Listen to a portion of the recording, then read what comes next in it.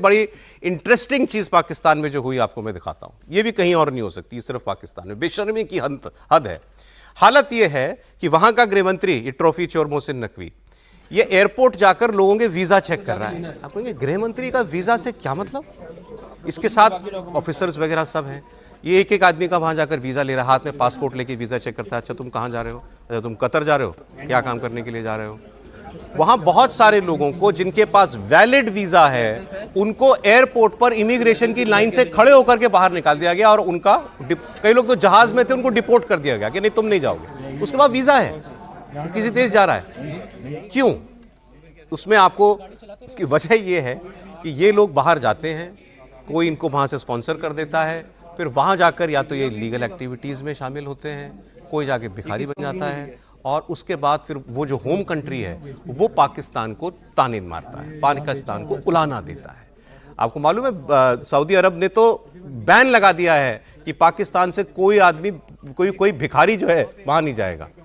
जहाज के अंदर लोगों ने भीख मांगना शुरू कर दिया था, जो सऊदी अरब और यूएई की तरफ पाकिस्तान से जहाज जाते हैं। लेकिन आप देखिए ये बड़ी बहुत ही मतलब अजीब व गरीब सी चीज है। ये दिखा दें जरा पूरा जो ये मोहसिन नकवी कह रहा है और चेक कर रहा है कि जी आपने बंदा भेज दिया इसकी इसी तरह से ड्राइविंग लाइसेंस बना हुआ है पाकिस्तान का कि नहीं? जी सर, पाकिस्तान का तो बना हुआ उनको जाके लेना है,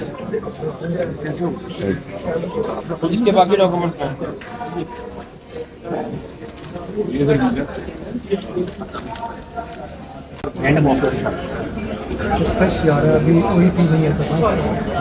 लाइसेंस है तो लाइसेंस के बगैर कैसे जा रहे हो? ड्राइवर का भी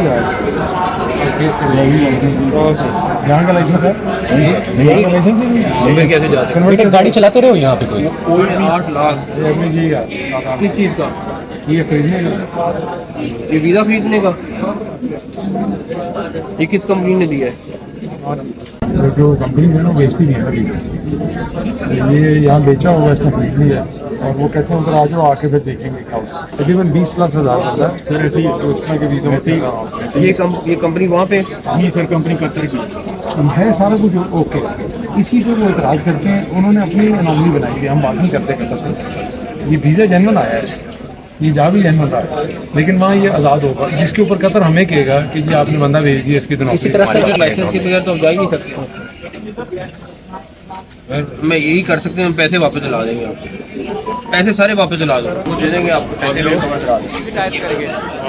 अब एक और वीजा वाले एक और वीजा जिसको मिला उसको उतार दिया जहाज से, उसकी बात भी सुना दीजिए। 4 हफ्ते ते जलील होंदे हैं, अपलोड करके गेट देंदे ने बंदे। सियालकोट गए हैं, उन्होंने भी कहा जी लाहौर जाके पवो, इतना तुम नहीं बह सकते।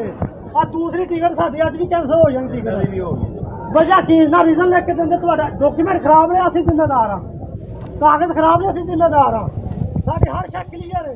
तो ये हालत है इस देश की। अपनी इंटरनेशनल बेइज्जती बचाने के लिए देश के गृह मंत्री को वैलिड वीजा होल्डर को उतारना पड़ रहा है, चेक करना पड़ रहा है कि तुम वहां जाके हमारी बेइज्जती कराओगे। नहीं, बड़ा सचमुच देख के हंसी भी आ रही है, लेकिन जरा सोचिए। और वो जो साथ में ऑफिसर था इनके नकवी महोदय के, वो समझा कैसे रहा है कि सर यही तो मुश्किल है। ये लोग वहां जाके आजाद हो जाएंगे, सब कुछ तो सही है इनका, लेकिन वहां जाएंगे आजाद हो जाएंगे और फिर वो हमको बार बार कहता है।